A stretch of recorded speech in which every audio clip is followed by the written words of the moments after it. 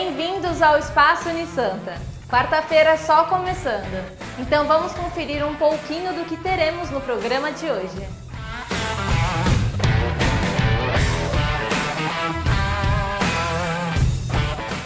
Confira agora tudo o que aconteceu durante a festa de lançamento do livro Caminho para Ver as Estrelas, da autora e presidente da Unisanta, Lúcia Teixeira. Luzes, estrelas, personagens de outros universos e música, muita música.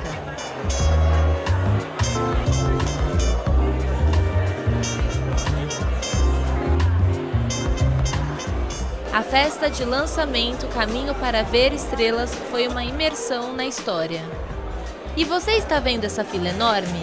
Essa espera toda é para ver ela, a grande estrela da noite, Lúcia Teixeira, autora do livro.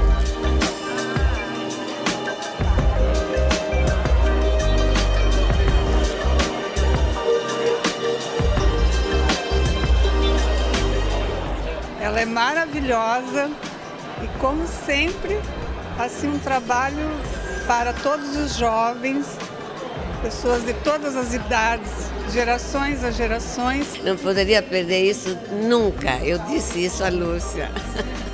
Após uma palavrinha rápida com a autora e uma dedicatória, os convidados recebiam um chaveiro em formato de estrela. E esse foi produzido na própria Unisanta, no laboratório Inova Fabular.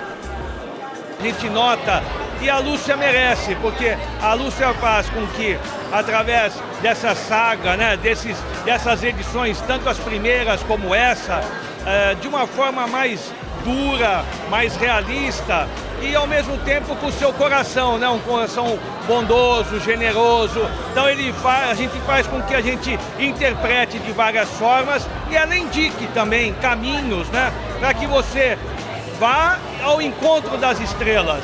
Onde ela busca interpretar um pouco dos mundos e fazer com que o leitor também caminhe e descubra com suas próprias pernas a beleza que existe, da curiosidade, da intuição, da vontade de se revelar cada vez mais, independente de um mundo tecnológico e solitário que vivemos. A obra completa a trilogia do tempo, iniciada nos livros infanto-juvenis Tudo é Possível e O Segredo da Longa Vida. É a história de dois adolescentes, não é? Que um dia estão indo para a praia e nesse dia ocorrem várias histórias paralelas ao mesmo tempo, provando que se você vai por um caminho e se você encontra uma pessoa e dependendo da sua ação, outras virão em seguida. Enquanto se você desencontra, se você toma outras ações, tudo muda no mundo, não só no seu mundinho, mas você pode mudar todo o universo. A música, que também está muito presente na obra, foi uma das atrações da noite, com a banda Aliados, que está na playlist do livro.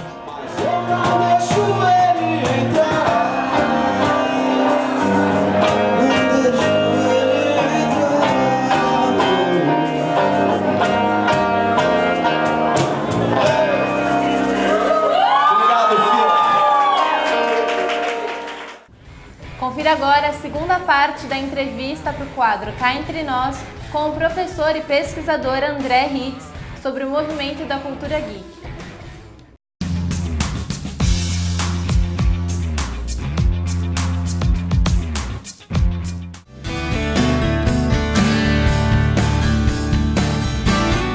Então, hoje a gente vive um fenômeno que é interessante e ao mesmo tempo que ele é complexo, ele é interessante, que é essa mundialização da cultura. Então, o que estava disponível antigamente, por exemplo, para o autor brasileiro, era uma coisa muito mais limitada. Hoje não há essa limitação.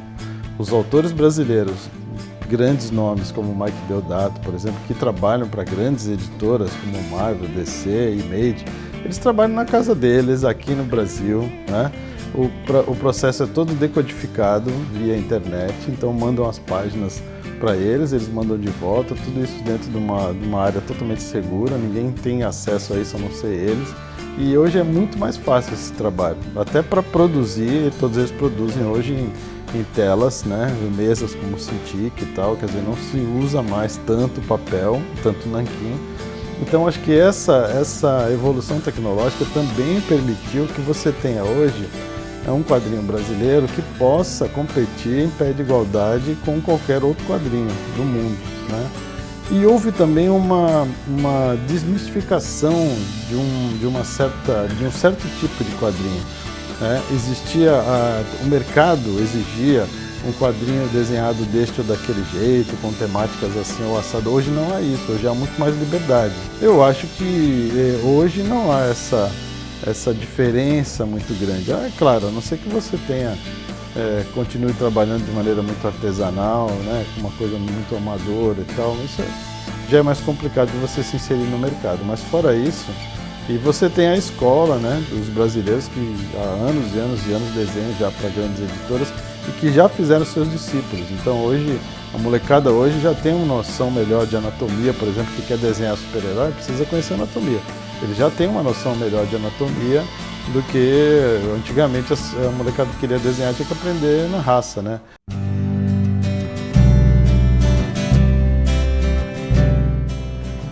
Essa pergunta é difícil, mas assim, é claro que a gente tem as nossas preferências, né? Então, para não deixar atrelado a uma única editora, eu gosto muito, sempre gostei muito do Hulk na Marvel e sempre gostei muito do Batman na DC. Eu acho que são dois personagens ricos do ponto de vista psicológico. Então, quando você tem um personagem que ele é rico nesse aspecto, ele sobrevive, né? E ele continua sempre, apesar de tantos e tantos anos que os dois têm. O Hulk é mais novinho, né? O Hulk é de 63 por aí, e o Batman mais velhinho, é de 39, está fazendo 80 anos esse ano. Mas ainda são personagens interessantes, né?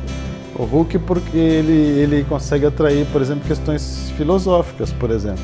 Se ele derruba um avião e mata todo mundo que estava no avião, quem vai ser julgado é o Banner, né? Mas quem matou foi o Hulk, então você tem aí uma questão filosófica, né? Você pode condenar um homem pelo crime de outro, aí todo mundo fala, não, mas o Dr. Banner, ele é o Hulk. Não, não é, o Hulk mesmo fala, Hulk é Hulk, Banner é Banner.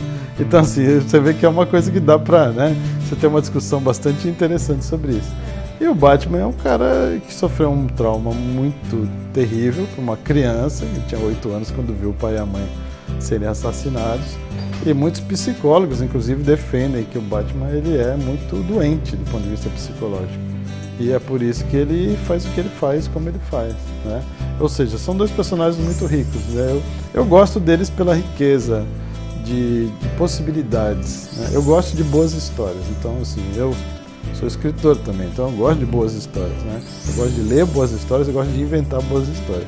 Então acho que personagens, quando eles são ricos do ponto de vista psicológico, você consegue sempre ter uma história, no mínimo, interessante. Não vou dizer que todas as histórias que já fizeram do Hulk e do Batman são boas, que é mentira, tem muita coisa ruim. Mas, assim, são dois personagens com muitas possibilidades. E, claro, depende do roteirista. Se o roteirista for bom, ele vai fazer uma coisa muito boa. Se não, o Batman agora está nas mãos de um roteirista muito bom, que é o Tom King, muito bom.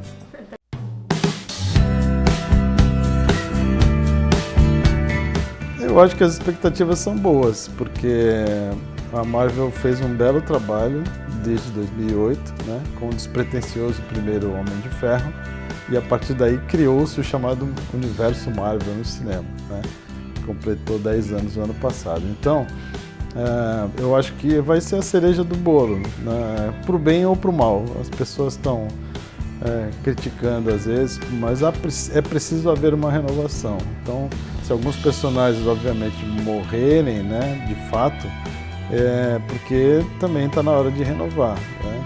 Existem muitos personagens. A Marvel talvez é uma das editoras que mais criou personagens ao longo de todos esses anos. Então, se alguns personagens, obviamente, os mais famosos, eles sempre dão um jeito de sobreviver de alguma maneira, talvez não na mesma pele, na mesma encarnação, no mesmo artista, né? No gibi é assim também. Vários deles já morreram no gibi, alguns voltaram, outros não voltaram, né? Então eu acho que é uma boa expectativa para esse fechamento aí dessa história, e acho que já com vias de se criar uma nova era da Marvel no cinema. E enquanto os fãs quiserem, eu acho que eles vão estar trabalhando para isso.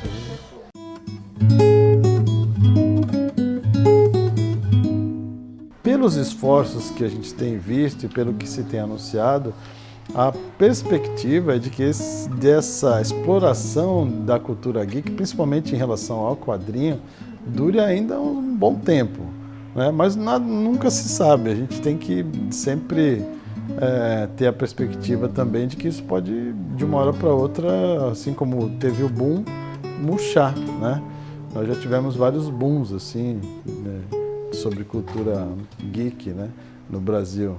O primeiro boom da cultura japonesa no Brasil, eu era criança, as pessoas não lembram, mas existiam Shadow Boy, National Kid e outras coisas que ninguém nunca ouviu falar mais hoje, Fantomas, né? Que até é uma coisa interessante, o Fantomas, porque é um nome que é famoso no telecat brasileiro, que é a luta livre brasileira, que é diferente de todas as outras, e que acabou dando nome pro seriado, que não tem nada a ver com Fantomas, o personagem só tinha uma cara de caveira, que era semelhante ao lutador do telecat. E acabou passando para a história como Fantomas. Então já tivemos uma invasão japonesa há muitos e muitos anos atrás, há muitas décadas, isso depois voltou de novo, né? Depois voltou com força. É engraçado porque quando eu era criança, tinha esses personagens. E depois quando eu já era adulto, eu tinha meu sobrinho, que estava pequenininho e tal, na fase em que ele era criança, eram os Cavaleiros do Zodíaco, que era a grande moda e tal. Então são coisas que a gente vê que elas vêm em ondas, assim. Às vezes, essas ondas elas duram um pouco mais, mas elas sempre passam.